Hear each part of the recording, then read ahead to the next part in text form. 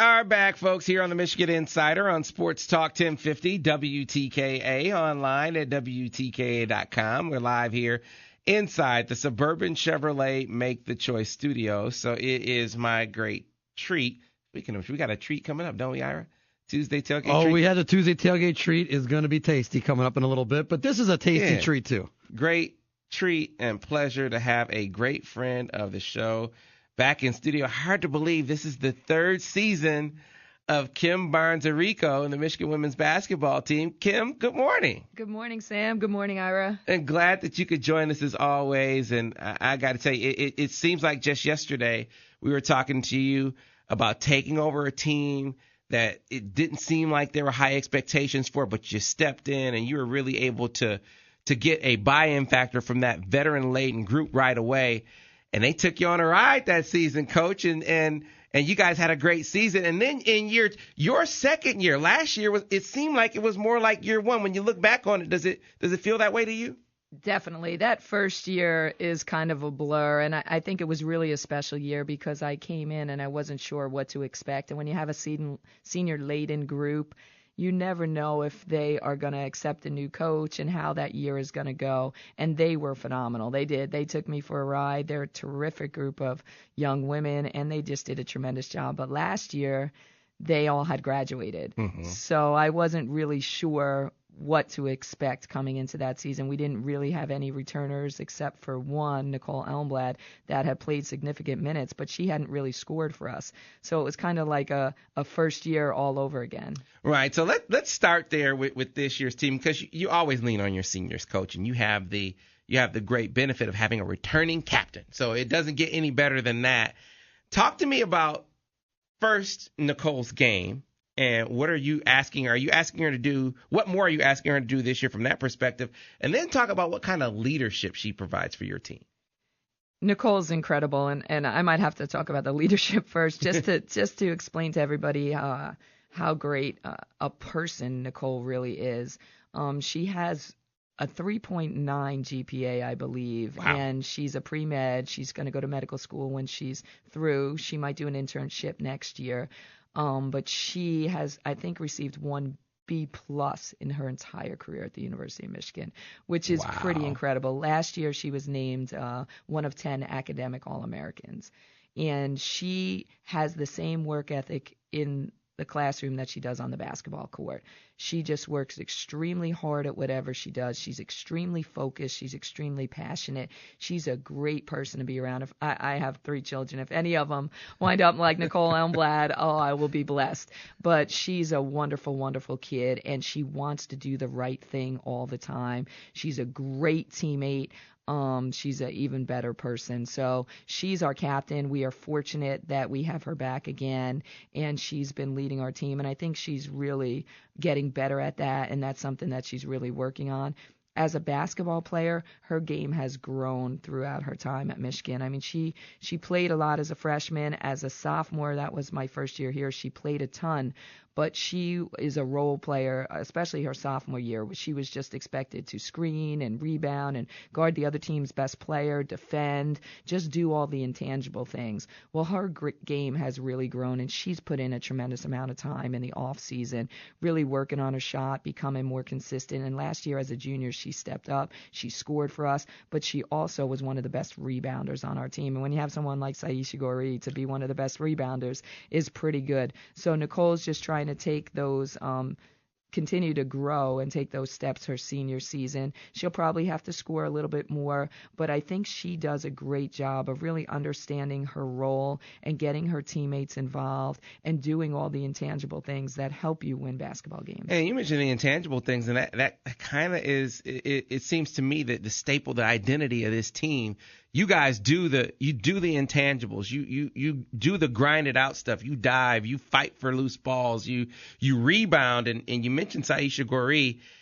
That was a breakout year for her last year. I know from an outside perspective, we didn't know what you had in Saisha Goree. I wonder if you knew, Coach, but You know what you have now. You have a player that you can really dump it down to, and she can go to work, and she's going to hit the glass. Yeah, I did not know. I remember, and I always say this story. My first year, late in the year, she started to come on strong, and she played a couple minutes. And I remember my husband, I came home, he said to me, Saisha Gori, all Big Ten. And I said, oh, please. Stick with football, let me coach basketball. And he knew. I think he saw something in her, which I had seen, but I never could imagine that she would be able to do what she was able to do last season. And I think it's because of her passion, and she's driven, and she loves to play, and her desire to be great at basketball. She puts in a ton of time. She works extremely hard, but she sacrifices. She's willing to do those things that all players aren't willing to do, like dive on the floor, like take charges, like go after offensive rebounds. She has an incredible motor. But she truly loves the game. And when you have two seniors like that buy into doing those things and that really just care about the team first and really want the team's success ahead of their own, that's pretty incredible. And I think Saisha and Nicole have kind of laid that groundwork for our program. And the interesting thing for Saisha is she was so successful last year that she's a scouting report player now. People look at her and say, all right, we're going to gear things up to stop her. So, I mean, is that something that you got? Obviously, that has to be something that you guys have really coached her up on. Yeah, and I think that's a work in progress, and it's interesting. We had kind of like an inter-squad scrimmage last week, and we're preparing for our first exhibition game this week. And I think that's got to be a balance for Nicole and Saisha. I think when you become a senior and you feel like now it's your time and it's your team, and both Saisha and Nicole have really earned that. But now I want to find that balance between don't feel that pressure and don't get overwhelmed and still let the game come to you. Mm-hmm. Because last year they did that. They did an excellent job of that. Well, now this year, I mean, Saisha, everyone's talked about her every day. She's feeling, even in our like kind of inter squad scrimmage, she missed her first 4 shots. She got in foul trouble. She got a little tight. So I just think it's, finding that balance. And the same with Nicole. Hey, you're a senior. This is your team, but you don't have to do everything. And I think the difference with our team this year is we do have a little bit more depth. Mm-hmm. So, Saisha, you are the number one person on their scouting report. People are going to be focused on you and concentrating on you. Rely on your teammates a little bit. You don't have to do everything. Let the game come to you. And once you get comfortable and once you get your touches, you'll get in rhythm, and then we'll run everything through you. Uh-huh. But I kind of want the game to come to her first. We're talking to Michigan women's basketball coach Kim Barnes Arico here on the Michigan Insider on Sports Talk 1050 WTKA, online at WTKA.com. One more senior that I want to hit on real quick before we start talking about the team as a whole. Shannon Smith. So again, she hits the ground running, and she is your backcourt, sort of assassin. She's your force back there, and here she is back for her final season. Shannon had an incredible year for us last year as well. Really came in and had a smooth transition after transferring. And she has, we talk about buy-in all the time, and we keep practice statistics every single day. And usually last year the winners were Saisha and Nicole every day and every week. And it's funny, our first 3 weeks of the season, the winner has been Shannon Smith. So she has really said, I'm going to have a special senior season. I'm going to commit myself. And it's funny, I saw her dad, who played basketball at Michigan State. He was in this weekend, and I hadn't seen him in a while. He came in from North Carolina, and I said, she's really doing well in practice. She's winning. He goes, that's incredible, because she was never a practice player. So he said that she's practicing is a great, great sign. Usually the games come and she starts playing, but that she's doing it in practice as well, as I think we will see more consistency out of her in games. But she's focused, she's practicing incredibly hard, and she's really a great basketball player. She kind of did a lot of great things for us last year, and we're expecting her to have a great senior season as well. There's so many other players to talk about, but I kind of want to have this next question kind of encapsulate it all. You've had 16 practices now, so you have Sierra Thompson, who's back. You inject the Caitlin Flaherty into the mix. You have these freshmen that you're kind of injecting into the equation. What have you learned over these first 16 practices about this team and how it'll be different, if at all, from how you guys attacked last year? And how are things kind of shaping up from a rotation standpoint, from a starting lineup standpoint? Well, I've learned that having 5 freshmen at practice isn't always easy. I kind of forgot about that. Last year we only had 3, and it was just such a smooth transition. Having 5 is a lot. So practices have kind of been up and down a little bit, and I think it took the freshmen the first maybe week to 10 practices to really see, oh my goodness, this is what college basketball is all about. We have to be accountable in every single drill. We have to go hard in every single drill, or else coach is going to hold us to that, and it's not going to be fun. So they've had to learn the toughness and the work ethic that really comes with college basketball and really comes with playing at the University of Michigan. So I think that was a little bit of a transition for them. But turning the corner, the last probably week of practice, they kind of have understood that, and I think have really taken steps to show what kind of basketball players they are. They're a talented group. But now with talent comes all those other things. Caitlin Flaherty, I mean, golly, I don't want to speak too much because it's so early in the year. She's a freshman, and folks. She's a freshman. And freshmen have their ups and downs. And I know that the biggest thing is the length of the season and the duration of practices and just the transition coming from the East Coast, being far away from her parents. She's an only child. It's been a little bit of a transition, but the kid's a scorer. She just finds a way to put the ball in the basket, whether it's shooting the 3, whether it's off the bounce, whether it's the mid-range. And she has exhibited that against our team as well as our practice players, which is a group of guys. Mm-hmm. So a lot of times that's a transition when you're a female basketball player and really have never played against boys, and the speed and athleticism and strength of going against guys every day in practice takes a little bit of time to get accustomed to. But Caitlin has done a tremendous job of that and has really shown that she can score the basketball. So that's kind of been pretty exciting. So, Coach, how does this freshman influence kind of change you guys? You said you feel deeper this year. How deep will you go in your rotation? Are you guys going to run more? How does it kind of change the complexion of what you do? Well, the thing about Caitlin, Shannon, and Sierra that they make me look tall. And if anybody's ever seen me, the first comment I usually get is, golly, you don't look like a basketball player. But they're not that tall, but they have a certain toughness about them. But being small is kind of concerning, especially when you're playing in the Big Ten. So we have to be faster, and we have to be more athletic, and we have to be quicker, and we have to be able to change our defenses. So if we're going to go with that rotation, I think we have to be able to mix things up. But I think we also have the ability now to come in with some bigger guards. We can move Nicole back to that guard spot, and she's 5'11", and she played that spot last year. We have another freshman, Jillian Dunstan, who's really doing a great job for us as well, and she's about 5'11", 6 foot. She can play the wing spot as well as the 4 spot.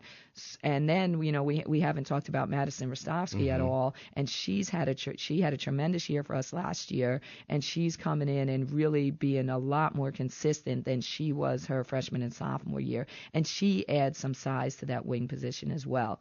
So I think, speaking, that's probably a 7 person rotation right there. We're looking for another big that can make an impact and give Saisha a break. Mm-hmm. So right now we're working on a rotation of Kelsey Mitchell, who's been kind of healthy for the first time in her career. She's a junior out of Detroit, as well as 2 freshmen, Tara Stapleton, who's a 6'4" big kid who's shown some really great signs and has lost 25 pounds since she's got on campus. Wow. So she's really made a commitment to getting herself in great shape, spending a lot of time with our nutritionist as well as in the weight room. And then Amani Jackson, who is a 4-player, 6-foot 4-player out of California, a freshman. So we're working on that rotation to kind of give Saisha a break. So give me and I hope this isn't if this is giving away too much information, then hey, just say so. But from your perspective, Coach, do you try to get all of your scorers in the starting lineup, or do you try to maybe take one of those scorers and put her on the bench to have that scoring punch off the bench? How do How do you think about that? That's a great question, Sam, and you're trying to make me let all the family secrets out before the first game. But I really do think that's a great problem to have. And it kind of gives you the ability to hold your team accountable, which in the past, when you don't have a lot of depth, you know, sometimes you're in a struggle to, okay, they didn't practice the way I wanted them to practice, or they didn't really rebound the way I wanted them to rebound. Well, you know, they still had the ability to start that game because we didn't have a deep rotation.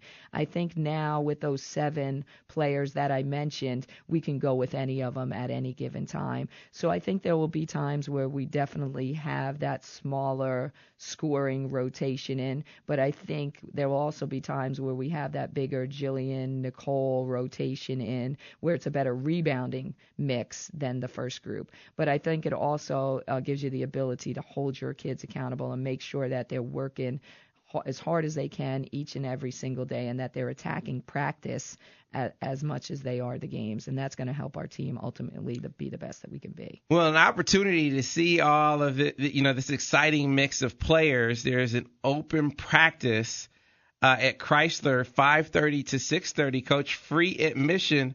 Shoot on the floor and meet and greet with the players and coaches. Doesn't get better than that. Yeah, you know, Sam, one of the greatest things about our team, and I think this is really what separates the University of Michigan from other places that I've been, or even other places that I've seen around the country in other programs, is that our kids want to be out in the community and want to be involved and want to get to know our fan base as much as possible.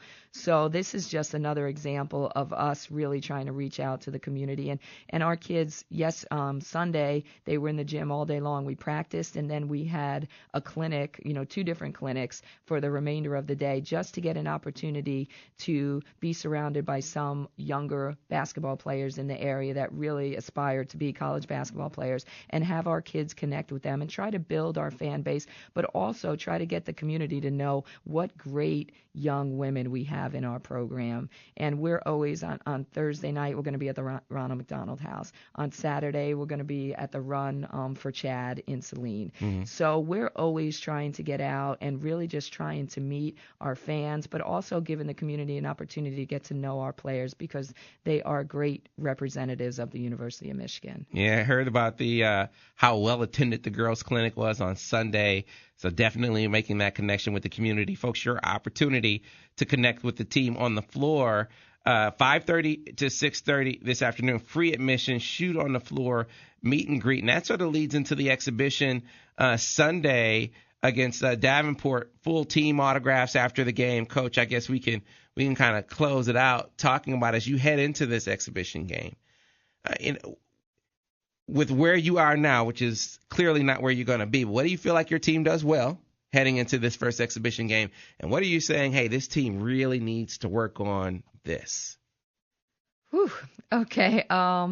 You know, we have shown great signs to be able to go in transition and really score, and Shannon Smith get out in front and really create easy baskets for Saisha Goree, for Caitlin Flaherty, for Sierra Thompson. So I think we have shown the ability to get out in transition and really score. I think right now, this early in the season, is we're trying to find our balance and kind of what we started with Saisha and Nicole, and coming off of the seasons that they had, and now adding some freshmen into that mix. Who's going to be our go-to person, and who's going to do what on our team? What is your role going to be? Who's going to be the person we're running stuff for? And I think that will come with some of the games under our belt and getting more comfortable playing with each other and understanding each other a little bit more. And I always tell Saisha and Nicole, have fun. You know, there's no pressure, and I think they're feeling a little bit, well, it's my senior season. I want it to be perfect. Just take a deep breath, relax, and enjoy the moment. Just go as hard as you can, and that's all we ask from you every day. And if you do that, things will be great. Yeah, role definition. Yeah. Sounds like early in the season. I'd be remiss if I didn't congratulate you. Coach, you were a part of a gold medal team coaching for Team USA. So congratulations on that. Any big takeaways from that experience that you're bringing back to Michigan? Oh, thanks, Sam. I forgot about that, Coleman. It's been a while. It was just such a wonderful experience to be surrounded by the top players in the country at their age group. And it kind of reminds you too that 18-year-old kids though are 18-year-old kids. So when our freshmen come in, they're making almost the same mistakes as these young ladies were making with USA basketball. So it's kind of a reminder that it is a process. Mm-hmm. But the experience of being surrounded in that atmosphere and be with Dawn Staley for such a long period of time was just a great opportunity for me. I mean, she's been one of the best ever to play the game, and now she's one of the best coaches in the country. So just to get to work with her and steal some things for her to bring back to practice and to coaching it was a tremendous opportunity for me. Well, Coach, we're going to put your expertise on a different sort of subject matter to the test coming up on the other side, because we're going to get to this Tuesday tailgate treat segment, and this has been more like the Tuesday therapy session this season, as every time Natalie Marble has come in with food, it's been like comfort food. So you're going to have the great benefit of sampling her cuisine, and then you're going to be our judge. You're going to be our taste tester. A little bit of a Halloween theme to it. A little bit of a Halloween theme. So stay tuned for that, folks. The Tuesday tailgate treat. Folks are still going to tailgate, right? You're still going to tailgate? Tailgating never stops. Tailgating never stops.